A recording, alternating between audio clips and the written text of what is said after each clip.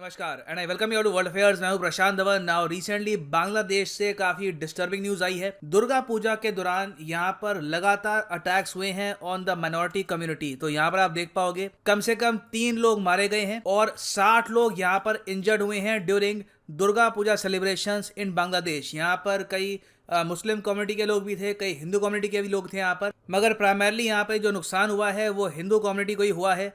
जो पंडाल से दुर्गा पूजा आपको पता होगा, पूरे बंगाल में, चाहे वेस्ट बंगाल हो या फिर बांग्लादेश हो, वहाँ पर एक बहुत ही बड़ा त्यौहार है। 11 अक्टूबर को ये फेस्टिवल स्टार्ट हुआ था और 15 अक्टूबर तक ये फेस्टिवल चलेगा। और आपको पता होगा इस फेस्टिवल में पंडाल्स यहाँ पे सजाए जाते हैं, दुर्गा जी की यहाँ पे आरती होती है और इन पंडाल्स को ही बहुत ही बड़े स्केल पर अटैक किया गया। बहुत सी डिस्टर्बिंग इमेजेस आई हैं फ्रॉम बांग्लादेश और भारत सरकार ने ऑफिशियली यहाँ पर रिएक्ट किया है। भारत सरकार ने यहाँ पर यह कहा है कि जो हुआ है बांग्लादेश में ये बहुत ही ज़्यादा डिस्टर्बिंग है, मगर इंडिया ने यहाँ पर यह भी बोला है कि हम ये बात ऑब्जर्व कर रहे हैं कि बांग्लादेश की सरकार ने एक्शन भी लिया है, इनकी प्राइम मिनिस्टर ने इंटरवेंशन करी है इमीडिएटली। ये मैं कहूँगा यहाँ पर, क्योंकि देखो जिस टाइप का यहाँ पे वायलेंस हुआ है, कई लोग मारे गए, बहुत से लोग इंजर्ड हुए हैं। जो बांग्लादेश की हिंदू कम्युनिटी है उन पे काफी अटैक्स हुए, तो प्राइम मिनिस्टर को यहाँ पर बीच में आना पड़ा। और बांग्लादेश की पीएम शेख हसीना ने यहाँ पर कैटेगोरिकली ये कहा है कि जो अटैक्स हुए हैं हिंदू टेम्पल्स पर, दुर्गा पूजा के वेन्यूज पर, इसकी निंदा करती हैं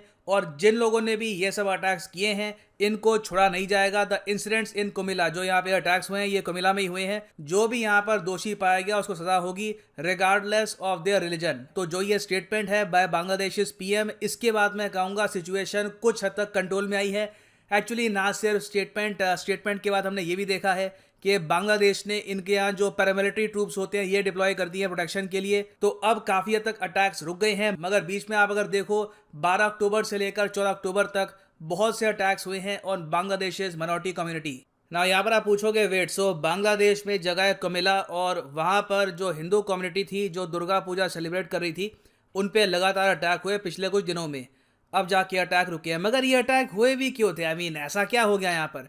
देखिए, पहले तो एक न्यूज़ फैला दी गई कि एक पंडाल में जो होली कुरान है उसकी डिसरिस्पेक्ट की गई है। ये न्यूज़ फैला दी गई, कोई इसका कुछ बेसिस था नहीं। अब जैसे ये न्यूज़ फैली बांग्लादेश की सोशल मीडिया पर, एक के बाद एक हमने ये देखा है कि सारे पंडाल्स पर यहाँ पे इन्होंने अटैक करना स्टार्ट कर दिया।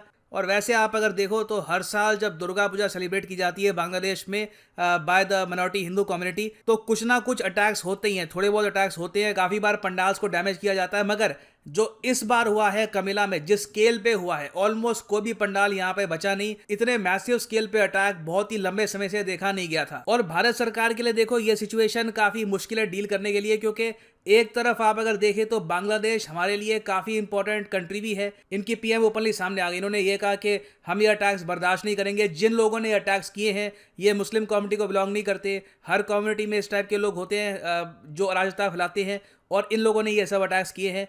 तो बांग्लादेश की गवर्नमेंट अपनी तरफ से कोशिश कर रही है कि सिचुएशन कंट्रोल में करे, मगर जो हिंदू कम्युनिटी की सिचुएशन हुई है पिछले 30-40 सालों में इन बांग्लादेश, ये बहुत ज़्यादा शॉकिंग है। तो इवन दो आप अगर देखो आज के समय बांग्लादेश इंडिया की one of the top 5 export destinations हैं।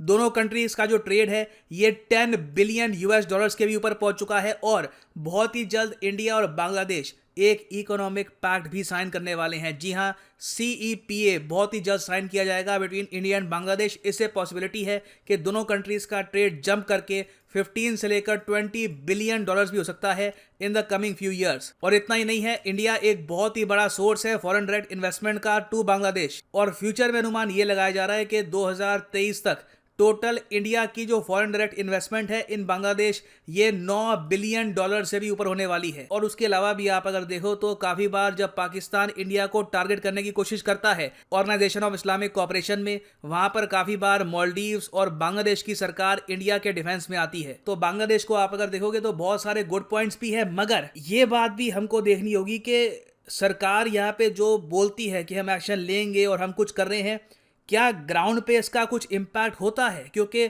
आप अगर वैसे देखो हिंदू कम्युनिटी ऑलमोस्ट खत्म ही हो जाएगी बांग्लादेश में आने वाले कुछ सालों में। ये मैं नहीं कह रहा, कुछ साल पहले बांग्लादेश के एक प्रोफेसर थे, उन्होंने ये बात कैटेगोरिकली बोली थी। और यहाँ पे आप देख पाओगे 2016 का आर्टिकल है from the Hindu, no Hindus will be left in Bangladesh after 30 years, क्योंकि जिस तरीके से उन पर अटैक्स हो रहे हैं, लगातार उनके टेम्पल्स पर अटैक किए जा रहे हैं, जो भी बांग्लादेशी हिंदूज हैं या तो कन्वर्ट कर रहे हैं या तो इंडिया में आ रहे हैं, इनकी आबादी बांग्लादेश में बहुत ही ज़रा कम हुई है। ये आपके सामने चार्ट है।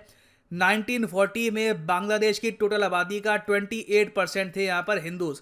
उसके बाद आप अगर देखोगे तो 2010-2011 के आसपास जो मोस्ट रिसेंट इनका सेंसस हुआ था, तब ये आबादी पहुंच गई है अब यहाँ पे 8.96%। और अभी तो जो अगला सेंसस होगा उसमें अनुमान लगाया जा रहा है कि मोस्ट प्रॉब्ली जो ये आंकड़ा है ये 6 या फिर 5% के आसपास मिलेगा।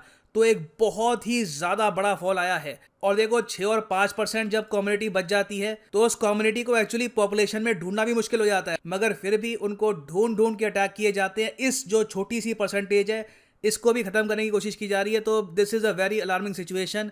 और कहीं ना कहीं देखिए इंडिया को बैठ के बात करनी होगी बांग्लादेश के साथ, ताकि हम एक प्रॉपर सोल्यूशन निकाल पाएँ इस प्रॉब्लम का। क्योंकि देखो इसका इम्पैक्ट इकोनॉमिकली इंडिया में भी होता है, क्योंकि जब बांग्लादेशी हिंदूज बांग्लादेश से भाग के इंडिया में आते हैं तो उसका जो ओवरऑल बर्डन है ये इंडिया पे ही बढ़ता रहेगा। और फॉर द टाइम बिंग मेरे हिसाब से दोनों गवर्नमेंट्स को फोकस करना चाहिए यहाँ पर लैंड ग्रैबिंग की प्रॉब्लम को लेकर। ये बहुत ही बड़ा इशू है।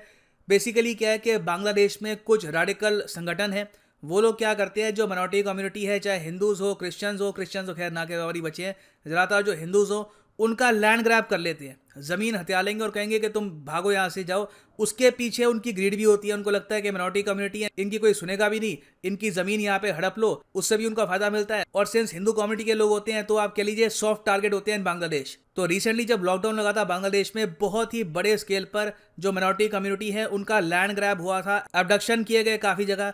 तो ये इशू कहीं ना कहीं भारत सरकार को रेस करना होगा। और ऐसे नहीं कि देखो हम आप पे आरोप लगाते हैं, आप लोग हमारी बात नहीं सुनते।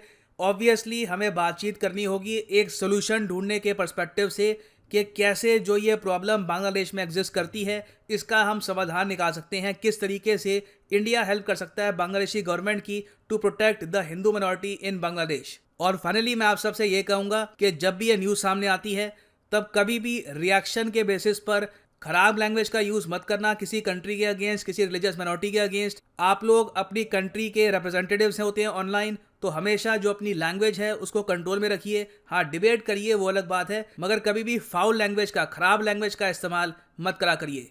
और फाइनली यहाँ पर मैं ये भी ऐड कर दूं कि लाइफ में अगर आप एक बार प्रॉपरली अटेम्प्ट करना चाहते हैं यूपीएससी एग्जाम को, तो आप परचेज कर सकते हैं अनअकैडमी का यूपीएससी बंडल कोर्स। सिंपली यहाँ पे जाओ कमेंट सेक्शन में और यहाँ पे आप क्लिक कर सकते हैं इस लिंक पर। ये है यूपीएससी कॉम्बो पैकेज, जिसमें आप यूपीएससी प्रीलिम्स, मेंस और ऑप्शनल तीनों की ही तैयारी कर सकते हैं। जो ऑप्शनल है वो आपकी चॉइस का होगा, पॉलिटिकल साइंस, ज्योग्राफी, हिस्ट्री, जो भी आप चूज़ करना चाहें आप चूज़ कर पाएंगे। और ये सारे जो कोर्सेज हैं प्रीलिम्स, मेंस, ऑप्शनल के, आप अनअकैडमी पे अलग अलग अगर परचेज करोगे तो 15,000 रुपीज़ आपको एक्स्ट्रा पे करने होंगे। तो एक तो वहाँ पे आपकी सेविंग होती है, उसके अलावा एडिशनल डिस्काउंट आपको मिलेगा अगर आप यूज करते हैं यहाँ पे promo code PD10, the prices will fall even more. So use the code PD10 and save money. So इसी नोट के साथ ये यहाँ पर वीडियो का अंत। Thank you for listening and as always God bless you all.